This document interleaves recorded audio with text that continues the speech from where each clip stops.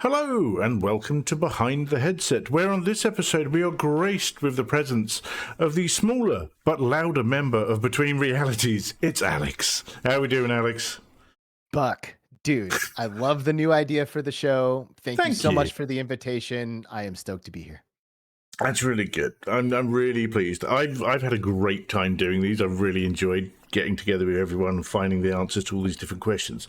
So what we're going to do today, Alex, is we're going to get to know a bit more about you as a person. So we're going to start off with your first question for the session, which is, tell me something about you that I don't know. Well, I've been lucky enough to spend a little bit of time with you, Buck. You know, We have met in person twice. Yeah. There's that one time though in I don't even know where we were, to be honest. We're like north of London, and we had like I had just done the VR awards. And I was killing some time in Europe, and I wanted to go to London, and I wanted to see some of my like UK VR homies. So I hit up Buck, and he kind of like organized all of this stuff. I hit up you. Now I'm like talking about you as like you're not here, but I hit you up, and you kind of organized a little get together, which was awesome. And we went out to dinner. PD was there. VR Catalans was there. Doc was there. Did I say PD? Yeah. You were there. We had like a nice little group there. And afterwards, after everybody split, you and I ended up at the hotel bar, and you watched me drink like, I don't know, six cocktails or something like that. Yeah. So we had a good chance to connect there, you know, and we were like sharing intimate details.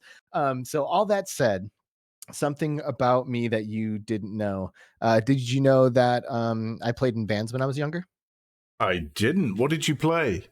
I played bass guitar in all of the bands that I ever like performed in. I started playing music when I was in high school, and like, you know, there was like a summer vacation where all my friends and I looked at each other and we're like, we're going to start a band. And we're like, yeah, okay. What does everybody want to do? And we literally like assigned the roles of the band. And then like that summer, everybody got instruments and we all learned how to play them. And, you know, we started bands. That's good. So yeah, I played bass, and I did like my first band when I was in high school was like kind of like a rock and roll band. And then I kind of started getting into like post rock instrumental music. There's groups like Explosions in the Sky, if you're out there and you know what I'm talking about. That's kind of like the direction I started to go. But yeah, I got to do some instrumental stuff. I had some friends who had a ska band, and like they had a bunch of shows booked, and their bassist was taken off for a while. So I got to play bass in a ska band for a handful of shows. Wow. And, yeah, I like have deep roots in like the like, you know, I don't know, I guess like grassroots, like indie music scene of the Midwest of Michigan. Cool. I mean, I was in a band too, actually, when I was younger. I used to play the drums.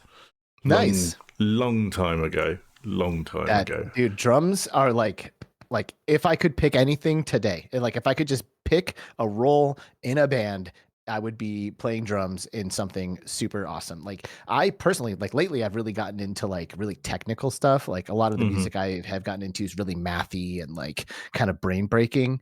And I love really good like melodic death metal bands or like tech death metal bands. And like the drumming in really good metal is just like ridiculously impressive. So yeah, if I could like wave a magic wand, I think I'd be a drummer. I mean, I've been fortunate enough in a previous life. I used to work in audio, so I used to go on tour with big bands. So I used to get to see all of these stuff as well. So that was really good. So some of the drummers I've seen, I used to work with. So we're looking at Eric Clapton, Slipknot, Shirley Bassey, Tom Jones, big stuff that we used to do when I used to be a sort of go and do rigging for stuff and travel the world with that long time ago. Anyway, second question for you. When you were young, what did you want to be when you grew up? I had a couple of phases, you know. I think like the very first thing I ever identified that I wanted to do when I grew up as like a child was helicopter pilot. And that was completely arbitrary. I had no reason to want that. Like when I reflect on it now, like I wasn't there like there wasn't a day where I saw one and I was like, oh, a helicopter, you know, like it was nothing like that. I think one day I just arbitrarily decided that's what I was going to do. That didn't last long. Eventually I started like playing like hockey, and I thought maybe I could be a hockey player one day, you know, be like a like a sports athlete, play professional sports. And then I got into music and I thought, oh, maybe I'll be a rock star one day. So I've always kind of had like, I don't know, like lofty dreams to like turn the things that I'm passionate about into professions, and I guess like this is why I'm like happy that I've ended up here in the VR space, because I got passionate about VR and have ended up working in the space. So Yeah. yeah, I've always like, my parents gave me a lot of that, like, well, that's nice, son, but you should probably have a plan B in place, like I Yeah. heard that a lot growing up. Yeah, my dad's like that when I was younger as well. It's also, I remember when I moved into my own place, and your dad is one of the guys who knows how everything works and does everything, and it's kind of like, oh, what sort of boiler you got? And I'm like, I don't know, Dad. And he's like, well, if that's how you want to live your life, sort of thing. Yeah, it's crazy. But no, love him to bits, don't get me wrong. It's cool. Right. What is your most treasured memory from your childhood? My most treasured memory from my childhood. Damn. Um, man, I don't really know. Like how old is a child? Again, I would say anywhere from the minute you're born to say 16. Okay, That's so me. like in my young years. Hmm. Um, man, that's a really difficult question to answer. I started playing in the bands that I referred to earlier when I Mm-hmm. was 15, but I don't think I was like really crushing it and really enjoying it until a few years later. Like those are like some lofty like those years I like look back on and I'm like, oh man, like I would love to like play music with people again. But dude, I'm a gamer, man, and like a lot of like what was significant to me when I was a kid was video game stuff, and outside of like some like, like my brain, to be honest, my brain immediately went to like back when like my family was like still a unit, like my parents split up Mm-hmm. when I was like 16 or so. So Right. like when my family was still a unit, there was like a bunch of years there. My dad bought a yacht and like we were doing all kinds of boating and stuff. And when I Mm-hmm. like think about like being a kid and you were like, what's like my most cherished memory? I I don't think that's the answer, but that is what came to my brain first. So I think it's worth kind of sharing that. Yeah, Sure. it's like being out on the boat, like going to Cedar Point in Mm-hmm. Sandusky, Ohio from Michigan, like via boat. I don't know if you knew that, but Cedar Point is this really awesome amusement park that's in Sandusky, Ohio, and it's right up on the Great Lakes on Lake Erie, and Okay. you can access it via like a dock. They have like a dock that people tie their boats up to. So we took our boat through the St. Clair River down through Lake Erie to Sandusky, Ohio, and like went to this amusement park there for a couple of days. And that was really cool. But to be honest, Nintendo 64, man, like as a kid, Nintendo 64 had such a significant impact on my life as a young gamer. Like Mm-hmm. I can still remember the day that I played Mario 64 for the first time. It was actually an evening. I was at a family friend's house and they had a Nintendo 64 there. Did not have one at the time, and it was my first time picking up an N64 controller, and it was playing Mario 64, and I was a huge Nintendo fan and a huge Sega fan, like I was right there in the console wars of everything, and Mm-hmm. it blew my mind. Like I can remember how it felt to be able to run around in a circle with the analog thumbstick, like in 3D and jump around everywhere. Like Nintendo 64 was absolutely amazing. So yeah, if it wasn't some dumb family bullshit, it was super it was Super Mario 64. That's good. So, family or Mario? It's one of the two. That's good. So we like that. That's cool. All right. Alex, you're going to host a dinner party. And at this dinner party, you can invite any three people that you want. They can be living, they can be dead, they can be fictional, they can be real. Who are you inviting to your dinner party? Good Lord. What is up with these questions, bro? Like, these are some. I was not expecting any of this. That's kind of the plan. I'm having fun for the record. I'm having fun. So, all right, let me think. Three guests at my dinner party, alive or dead. I think Socrates would be one of them. Okay.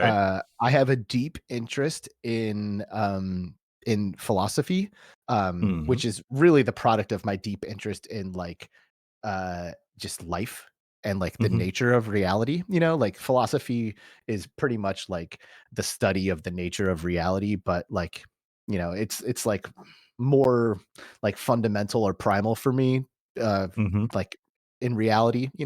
So like I am interested in philosophy, but I don't study a ton of like philosophers and stuff. I just occasionally connect with like certain philosophical theories that like resonate deeply with me and like help me to determine like the nature of reality, which I think for me stems from an inherent fear of death. Like I wasn't raised religious or anything like that. So like growing up, when I realized that I had my inevitable death to look forward to, Hmm. it scared the living shit out of me. And it like got me to like start to like really try to think about the nature of this experience that we're having.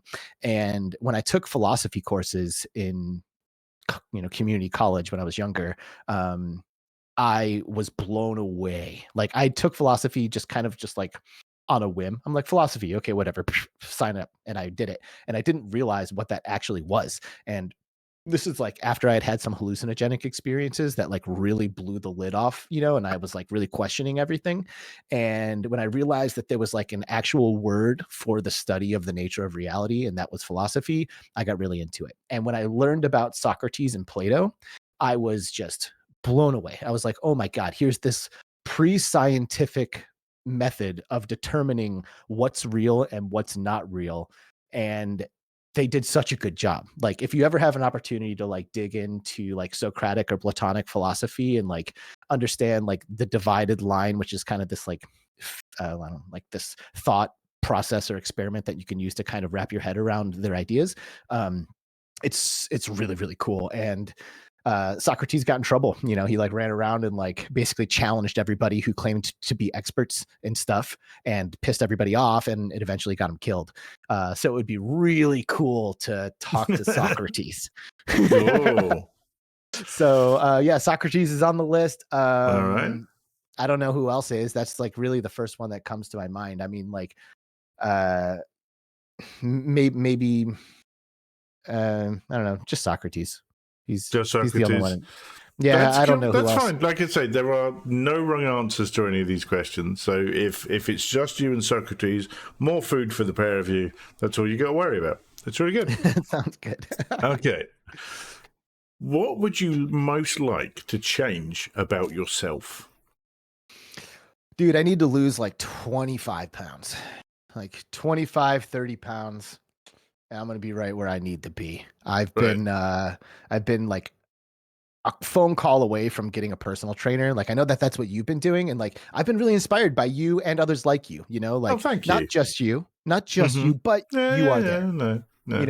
Yeah. But like seriously, like I'm watching you transform right in front of my eyes. And every time I go to an event like Gamescom or Connect or whatever, I like Mm-hmm. see Mateo or I see GT or I see Julian or I see like any of these guys, and I'm like grabbing their shoulders and I'm like, what the dude? Like, and they're like, yeah, oh yeah, bam, I've been in the gym. And I'm like, dude, man, like I'm watching all these guys just swell up and get super strong. And I want to get in better shape. Mm-hmm. So yeah, I'm really thinking about getting a personal trainer or something like that so I can like just tighten up, like tone it up. Well, I mean, I I'm guess I don't really have to lose the weight, but I just want to look better and feel better. Yeah, no, that's cool. I mean, off air, I'm more than happy to chat about my journey with you about that and what I did to get to where I am. Because you saw me when you were in the UK at my heaviest, and then you saw me now when we're in California, and you were like, "Damn, where's the rest of you?" So that was quite reassuring for me. That was quite nice. I could Because get the my arms thing, around you, bro. yeah, because the thing is when it's you doing it, you don't really notice it as much because it's gradual and that sort of thing. So for me, thank you very much for saying it when I saw you again, because it did actually mean a lot to me, and it also reinforces I'm doing the right thing. Carry on and get on with it. So yeah, Yeah. I'm really good about that. That's Yeah, cool. you really are. And I mean, outside of like, I guess just like body, which for the record, like body, mind, and heart, those are all Mm. one thing, bro. Yeah, Like it is so important to make sure that all three of those things are getting the love and attention that they need because they're interconnected. And like if you think you're good mentally and you think you're good emotionally, but you're just like letting your body go to shit, mm. guess what? You're not good mentally and you're not good Yeah. emotionally. Like No, all I three need to be on point. completely agree. Yeah. So outside of that, I am like not the most like I don't know, like clerical of people, like I don't Hmm. like to do like spreadsheets and like when things start to like become a like, I don't know, tedious, I like really don't want to do them.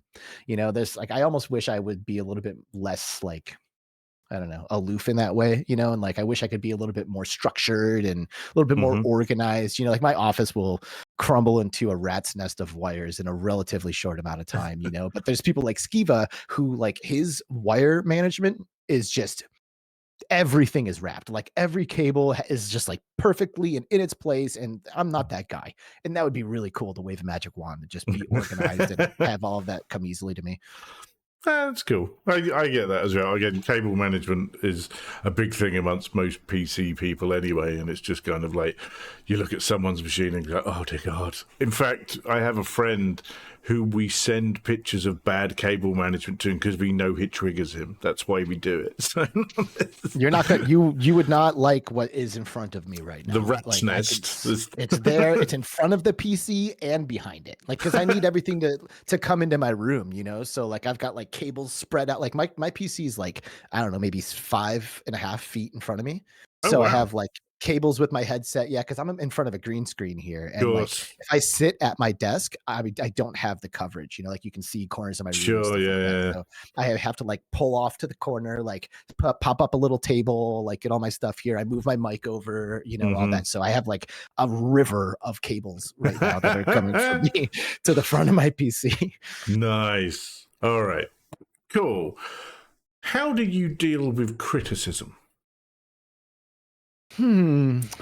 Um, I really try to be um I really try to self-reflect a lot. Hmm. Like I try to get ahead of it, I guess is like the best way I can answer that question. Like I try to like I do a lot of like observing myself, which sometimes causes anxiety, because at the end of the day, I'm very much liberated by authenticity. I feel like if we're able to tap into our authentic selves as often as possible, like 99% of the time, you're kind of liberated from like having to worry about like how people are perceiving you or like that kind of thing because you're just being yourself, and there's liberation in that. And if you try to mold who you are or to somebody else's expectations of you, that's going to like make somebody else not like you. You know what I mean? So like really there's no like way to avoid uh, somebody criticizing you or somebody not liking you or not vibing with you or whatever. So I'm very much liberated by the idea of just being 100% authentic and allowing myself to express myself in a way that feels natural. Hmm. Um, that said, I definitely observe my behavior a lot because I am really not the kind of person who wants to make somebody uncomfortable. I don't want to like, give somebody a reason to think that like I'm not a good person or that I don't like them, or Hmm. whatever. And, that can be difficult when you're also being authentic. You know what I mean? Because nobody's perfect and I'm not perfect and I can be judgmental and I can like, push on people or, I'm very much an elephant in the room kind of guy. So like if I see something that nobody else is talking about, I'll just be the guy to say it, and like that could upset somebody from time Yeah. to time, so but to be honest and to like try to answer the question, I don't personally feel like I encounter a ton of criticism. Like Hmm. it's rare that I have like, somebody like go into my podcast comments and be like, this show sucks. Like you guys are doing X, Y, or Z. But when it does come through, I really try to just like take it at face value and like try to put myself in the head of that person for a second and observe what I'm doing and see if they have a leg to stand on. Hmm. Like I remember Blair from Lo-Fi, he watches Between Realities, my podcast, and he's been in the comments and the way we've started the shows for a long time is by like saying hi to everybody who has tuned into the live chat, and we'll Sure. like quickly go into the chat, shout out everybody's names. And sometimes that takes 5 minutes, 10 minutes, depending on who's there. Maybe Hmm. sometimes it sparks conversations. We're like, oh, Buck 31's in the chat. Dude, I just saw him last week when I was at MetaConnect, like that kind of thing. Hmm. And Blair was like in the chat and he's like, dude, skip this part. Like, what are you doing? You're wasting everybody's time going into all Hmm. these names and like, like nobody cares. Like, get to the interview or get to the content. And like, Hmm. when I see stuff like that, I like really consider it. I'm like, damn, Mm. like, are we wasting everybody's time? Like we Mm. really should think about that for a second, and at the end of the day, as long as you can kind of take it with a grain of salt, uh, it's kind of beneficial, like, because for whatever reason, that person felt inclined to share that with you. Hmm. And maybe they're just a dick and you can observe and like evaluate the situation. And if that's the conclusion you come to, then it's kind of easy to toss off to the side. But if not, and they have a leg to stand on, then I try to take it seriously and I try to, potentially implement some of the feedback that I get if I realize that they're right. Because Sure. sometimes No, that's criticism cool. is there for a reason. Cool. Well, you might actually be interested to know Blair is actually on an earlier episode of this. I So did know that actually. he's gonna get the same questions, so you'll be able to learn a bit more about him as well, and maybe that'll see why he's said that sort of thing. It's quite good. Mhm. Right. What sort of routine do you follow daily, if any sort of routine at all? I'm not like, I mean, I guess like since I've started working for Impact Reality, I am in a bit more of a routine than I was previously, Hmm. just because I have so much work. Like in previous jobs, like I had a lot of freedom to like choose when I want to do what I want to do, and like I don't have like a ton of meetings on the calendar or anything like that. Nowadays, I have a lot of meetings. Like I wake up and I look at the calendar, and like the calendar is kind of defining what my day is going to look like. So currently, I mean, I might actually be like trending into like the weight loss area, but not in the good ways, just because I'm so busy every day that like I'm not taking time to like eat like I used to, like I'd Yeah. get bored and like eat something or have a big breakfast, have a big lunch. Now I'm Hmm. like lucky if I can have a Celsius while I'm doing an interview, you know what I mean? So it's like uh all this to say that um, work is kind of defining what my days look like right now. I Hmm. wake up most of the time. If it's an early meeting, I just kind of like go straight to my office, start preparing the documents for the meeting that I need, and get up and running. Um, I smoke weed every day. That's kind of like a routine or a ritual, like Hmm. I don't do it while I'm working. Some people are like the kind of person who can smoke weed and then like go and like talk to people and take interviews and stuff. And like I can, but not without you knowing that I smoked weed. Like you'll look at me and you'll be like, whoa, like, dude, like I wear it on my sleeve, you know what I mean? So Hmm. it's usually it's always like after I've kind of accomplished all of my things for the day, but primarily because it's obvious, like I feel comfortable. I feel like I would be capable, but to be honest, it is kind of one of those like more unwind kind of activities at this point for me. When I was Hmm. younger, like when I was like take tables, I would even like take a, like as the night is winding down, like you run out behind the restaurant, like hit a bowl with a couple of guys and like run in, like bite a lemon and go back to your tables, So that's not me anymore. But it is a way that I like to kind of unwind and like kind of like end my work days with, I guess, so to speak. Sure. Okay, that's cool. All right then. Who has inspired you the most? There have been a handful of people who have inspired me. And I guess like I'm gonna keep I'm gonna keep my answer within the realm of like the VR space and Sure. like my career, I guess. Because like there's musicians that inspire me to do Hmm. certain things, or there's like other people that inspire me in different ways. But in the VR world and like how I've kind of ended up in my career where I am, it's actually kind of funny because I'm like not necessarily a massive fan of some of my inspirations, but I've like taken pages out of their books. So Hmm. one of them is Howard Stern. I was Okay. actually really, really inspired by Howard Stern, and not because I'm a fan, because of his unbridled authenticity and his refusal to do what the man told him to do. Like Hmm. he knew better.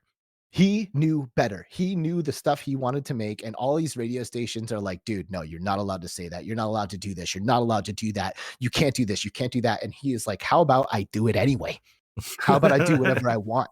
Yeah. And that to me inspires me, like, kind of going back to my whole like unbridled authenticity thing. Like I think what makes us special is those like things that we care about, and like to fit into the mold of everything, in my opinion, is a slippery slope. Like I try to keep it real, and I appreciate people who do. So that's why I like him, not because because sometimes over the years he's been a huge dick to his guests and stuff like that. Like he's asked questions that he knows is going to make people uncomfortable. Like, Yeah. and that's not me, but what is me is doing what I want. So I really like that. Gordon Ramsay is another one, Okay. because Gordon Ramsay he makes whatever kind of content he wants. Like if you watch Hell's Kitchen, Mm-hmm. you would never imagine that guy could then go and host a show about teaching children how to cook, but he does. Yeah. You know what I mean? He swears, he gets super intense on Hell's Kitchen, and then he turns around and like fosters a relationship with a child on MasterChef Junior. To be fair, if he behaved the way he did on Hell's Kitchen with the kids, I'd watch that as well. That would be amazing. That would be chef's kiss. I don't know what it is about watching children like just get traumatized in situations like that. It's so entertaining, but it kind of is. So I agree with you. But I like Gordon Ramsay for that reason, because he's unfiltered but still professional, and he knows when to turn it on. He knows when it's appropriate. He knows when it's not. And then the third one I'll answer, because literally all of these really did inspire me to like be who I want to be in this space, and like start the kind of content, start the kind of show I wanted. But the other one is Nardwar. Nardwar is this like he's this guy who does interviews with musicians. He's a radio DJ in British Columbia, Canada, and the dude would do the most insane research on his guests before his interviews, that when he started interviewing the people, he would bring up references to stuff that the musician could not believe that he knew. He would be like, gotcha. So he'd be talking to like Tyler, the Creator. He'd be like, Tyler, the Creator, tell me who is Mrs. Johnson? Mrs. Johnson from Applegate Elementary? And he would be like, what? That was my first music teacher. Like, she taught me how to play. How did you know that? And like his dedication to his craft and his dedication to his personality and persona, incredibly inspiring. Nardwar is so awesome. And if you've never seen any of his interviews, I can't recommend them enough. They're so entertaining. I'd not heard of him before. I'm going to have to check that out. That's really interesting. Cool.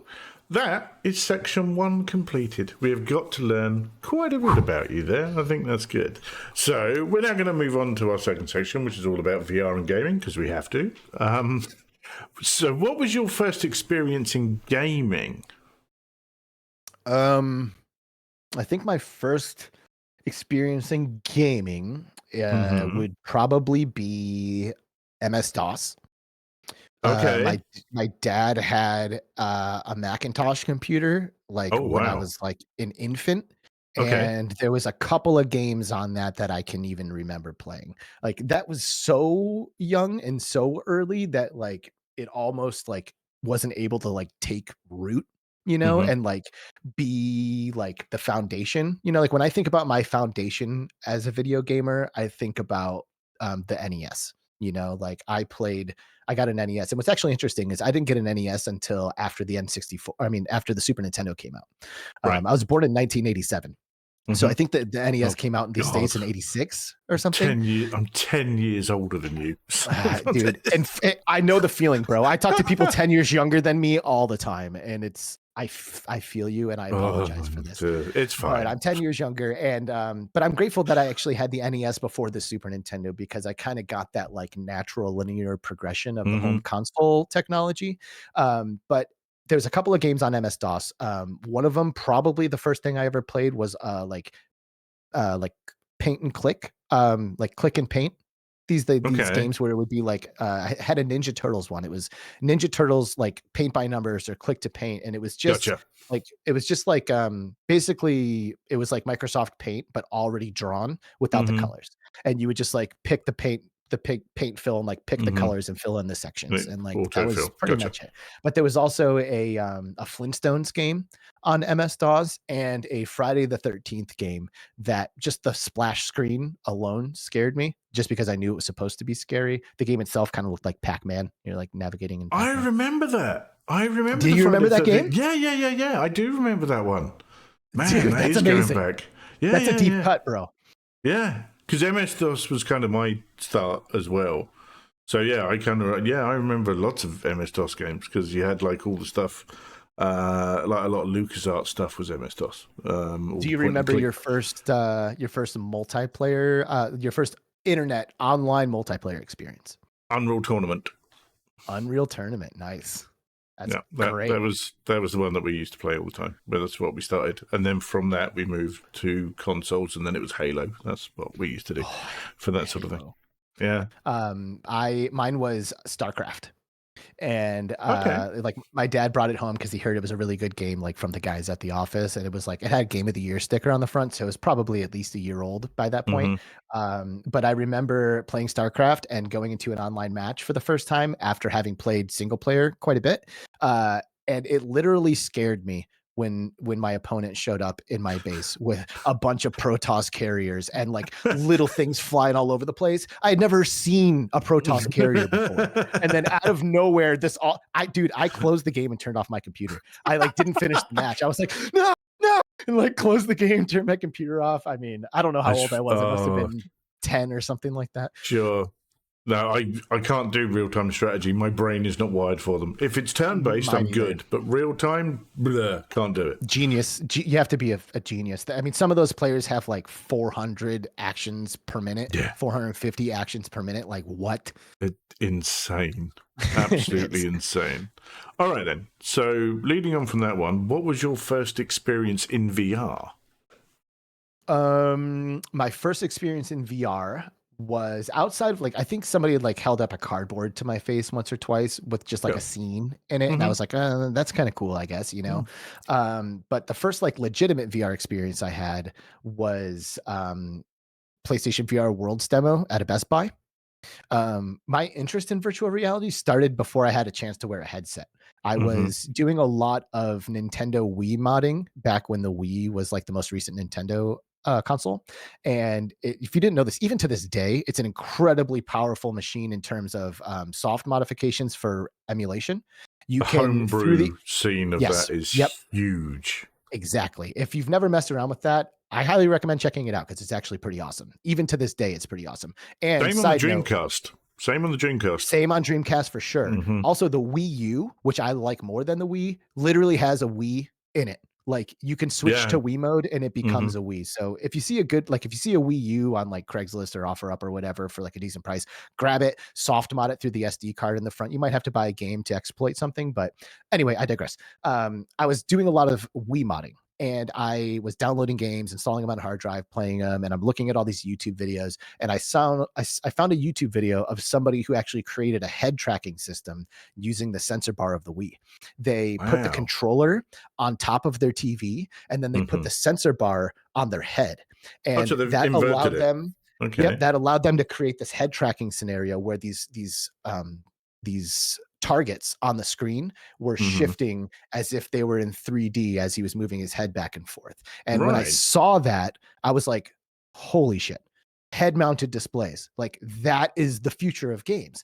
Like Mm-hmm. previously, if you play Halo, for example, to peek a corner in Halo, for all intents and purposes, you have to put your entire body around the corner because your gun is kind of attached to your chin, right? Yeah. So if I want to, I just unplugged my headphone. So if I wanted to peek a corner, I have to stick my head out. But Yeah. in VR or with the head mounted display, you could keep your head back, put your arms out, and blind fire around a corner. So, like, as I started to realize that that's where the stuff was going, I Mm-hmm. started paying attention to VR and I knew that I was going to like it. And then when I saw it set up at Best Buy with the PlayStation VR, the first PlayStation VR, Mm-hmm. I was like, oh, here's my perfect opportunity. Like, here's VR games. This is great. And I sat down, and of course, it blew my mind. I was like, wow, like, oh my gosh, this is really, really cool. But I wasn't like entirely convinced until I did something multiplayer. Like Okay. after I had that single player experience, I was like, all right, now I need to do something in multiplayer. So I actually booked some time at a VR arcade and Mm-hmm. I was like, put me in a VR multiplayer experience. And they were like, oh, well, we don't have many. We have one. The graphics aren't that great. It's not that cool. Are you sure you don't want to do like some of these other like cooler things we have? I was like, I am sure. Put me in your multiplayer thing, and it was Rec Room. and it was my first time seeing Rec Room. Never played it, knew nothing about it. I spawn into the lobby, and like the previous person who had played unlocked something. One of those boxes popped up in front of me. So after I opened this box, I high-fived this little girl, and I felt the vibration in the controller. Hmm.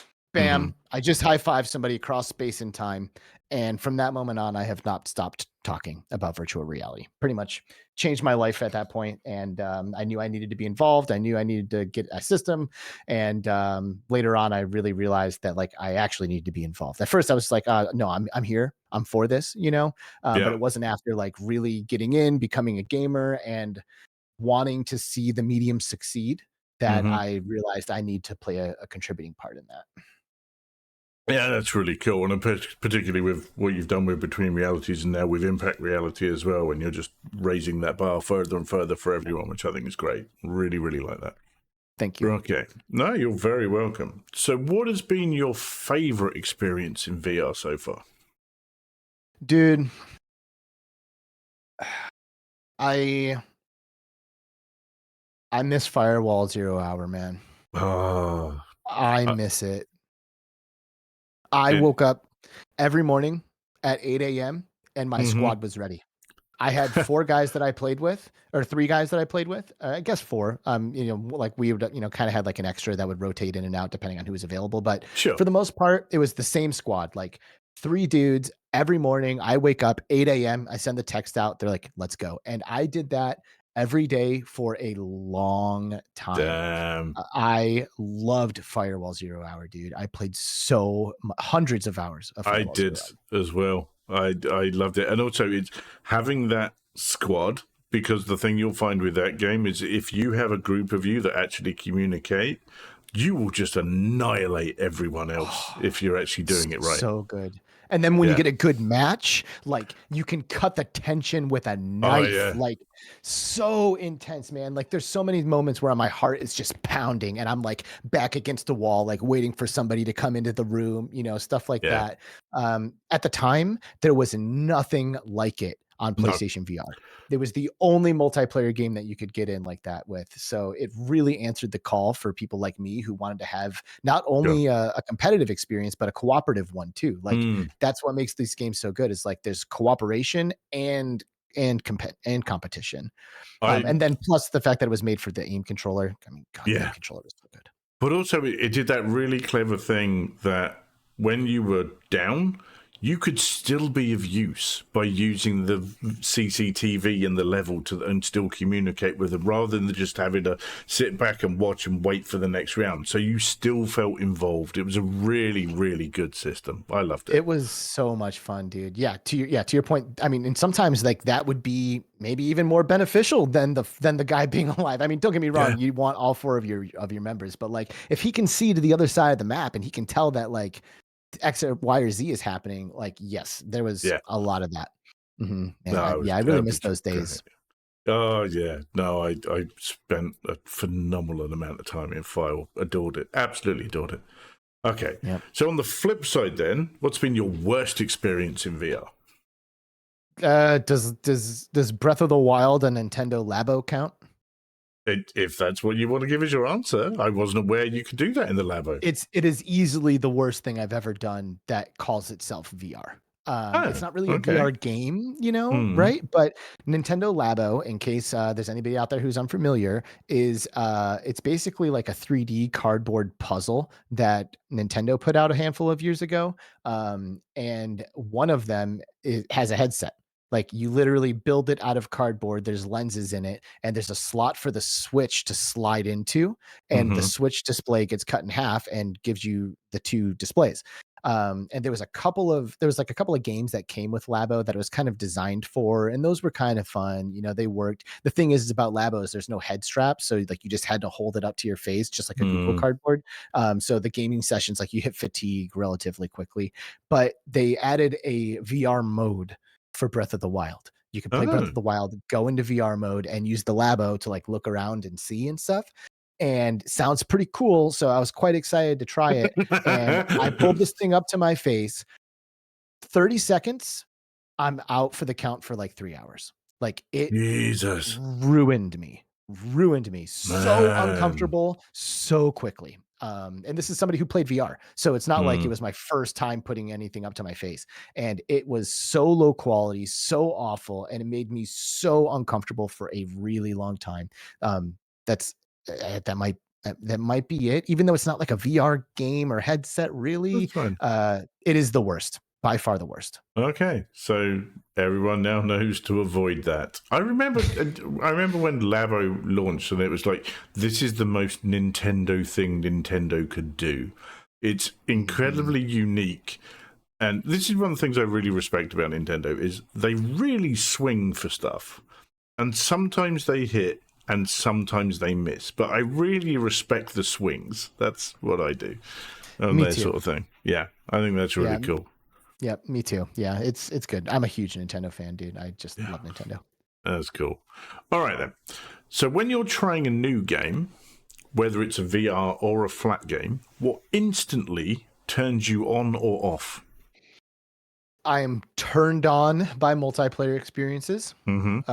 I really like to be able to at least have the option to do stuff with my friends.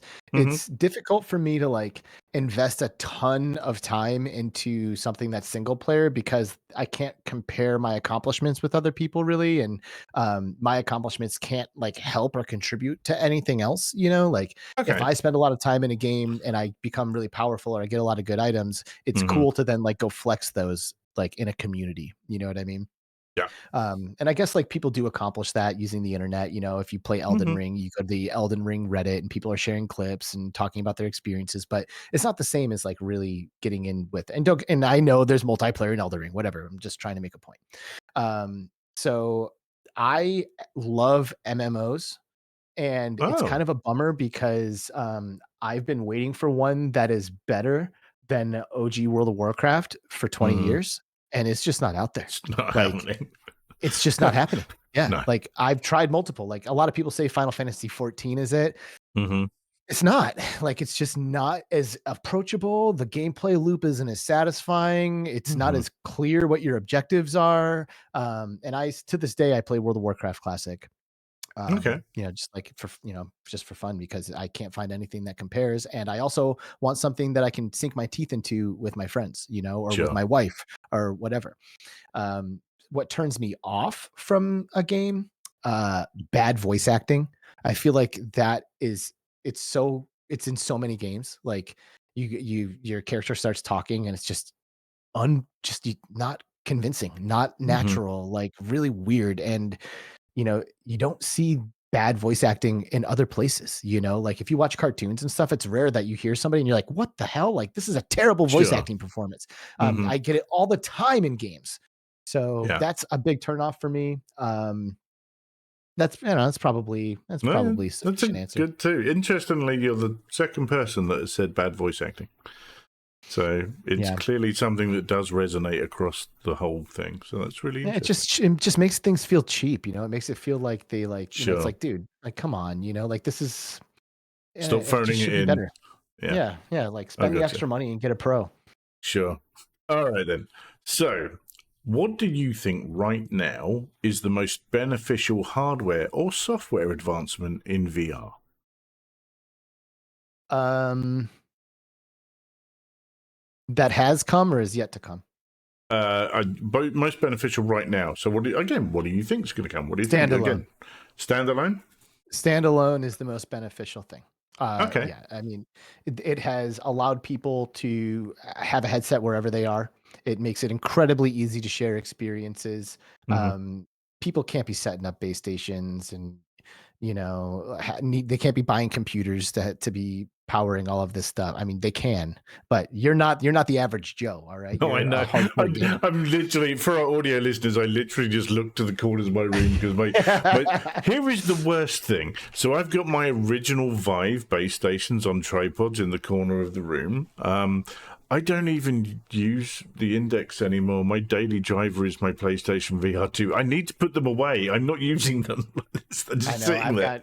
I've at least unplugged them by now. I don't know. Are yours still blasting lasers into your room at this moment? I think one of them actually is. That's Yeah. terrible. Yeah, it's like, dude, Oops. there's no reason for these to be on. And even when I do PC VR, I'm going to my Quest 3, like I just use the inside out tracking. Like Sure. it's just a better headset than my Vive Pro. The thing's Hmm. dated. I don't have an index. Maybe if I had an index, I would use it. But yeah, all that to say, standalone, I think, is the single most important thing that has happened in the VR space. I actually got in right before the Quest 1 came out.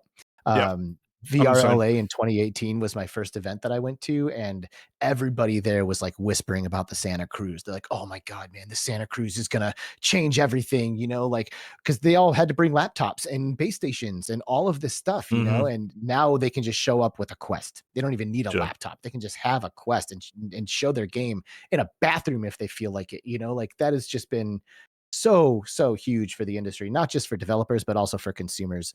Um, a more recent thing that I think is making a really big impact is mixed reality.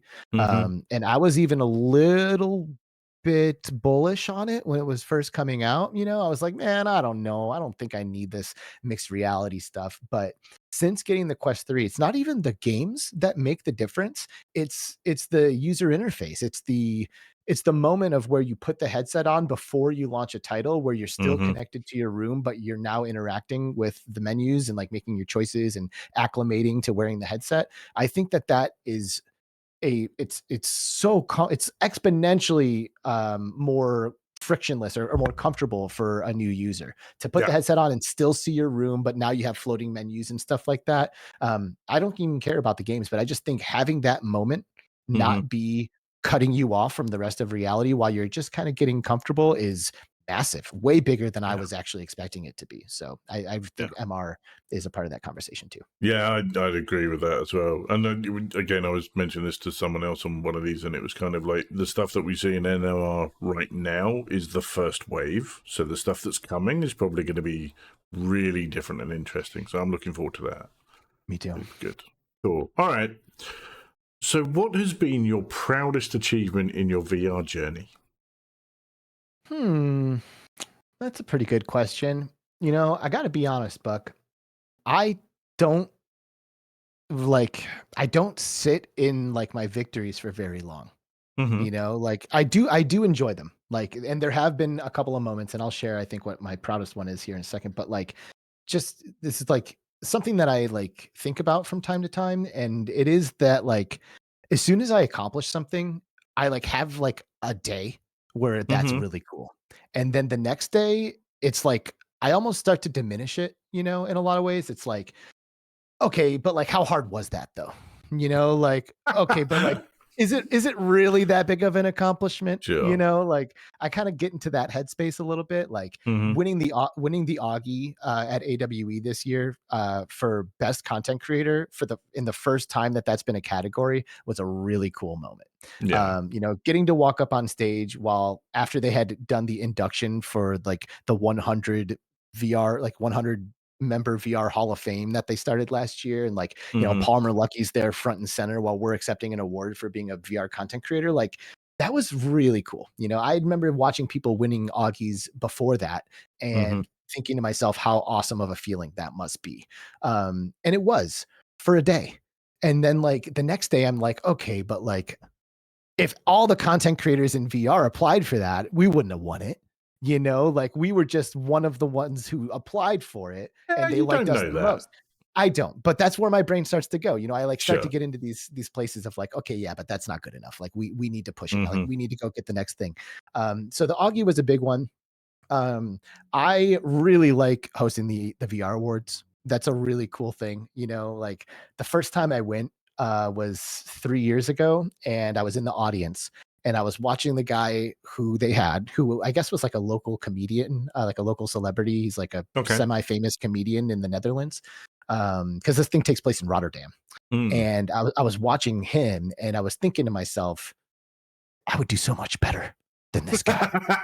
You know, like I would crush this. Like this is my job. And I hit up AIXR like later in the year Mm. and I was like, "Hey man, I love the VR awards, but you know what would make it better? Give me This the microphone. guy, isn't it? Give me the microphone. What's got And 2 thumbs and yeah, I sort know. of thing, isn't it? I know. And they were like, okay.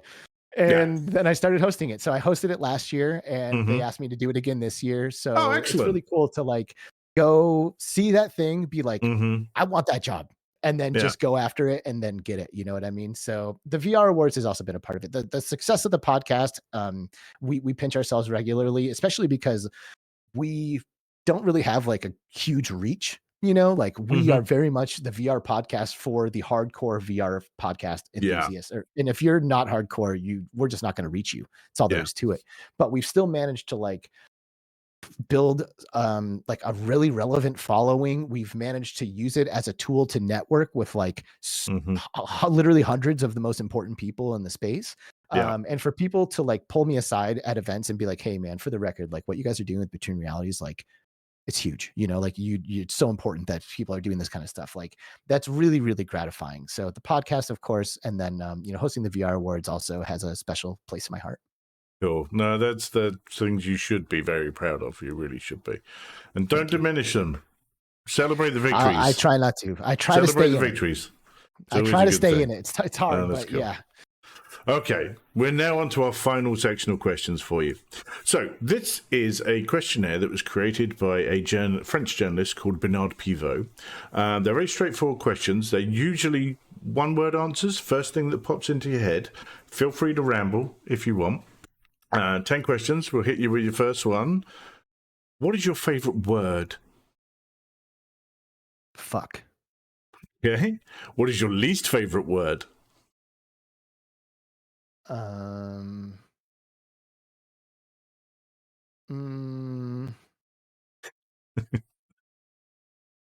What is my least favorite word? Mm. I don't think I have one. Okay, that's cool. What turns you on creatively, spiritually, or emotionally?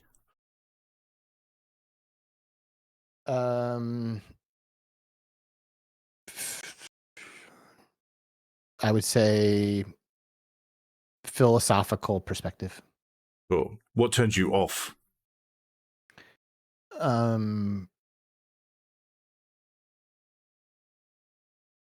Trends and things that are really popular. Cool. What is your favorite curse word? Fuck. Yeah, it's amazing how many people the favorite word and favorite curse word are the same. I love that. It's cool. What sound or noise do you love?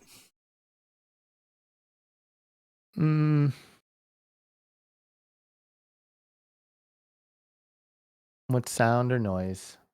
Right now, I love the trombone in Trombone Champ on Flattened. That's the new game coming out from Flat to VR Studios. And I have played so much of it. And it's really hilarious. And it is noise, but I really like it. Cool. What sound or noise do you hate? Children. Cool. What profession other than your own would you like to attempt? I would like to. I could like maybe attempt being an artist, like like painting. Okay. I like bought a bunch of canvases and like an easel and all that stuff some years ago, and like made a painting or two, but it just kind of fell off. But I think it would be a really awesome form of expression, and I would need to learn it. So like I don't have everything that I know now to be successful. Cool. All right then. What profession would you not like to attempt? Police officer. Okay. And Alex, our final question for you today is, if heaven exists, what would you like to hear God say when you arrive at the pearly gates? Finally. That's excellent. Alex, that has been you behind the headset. Thank you ever so much for coming on. I really appreciate it. I hope you've had fun. A true pleasure and an honor. This is really, I think this has been my first time like really doing a deep dive on me Hmm. personally. I didn't know exactly what we were getting ourselves into here, but I appreciate you putting me on the spot with all of these questions. And this was a lot of fun, man. And I can't wait to see the rest of the series.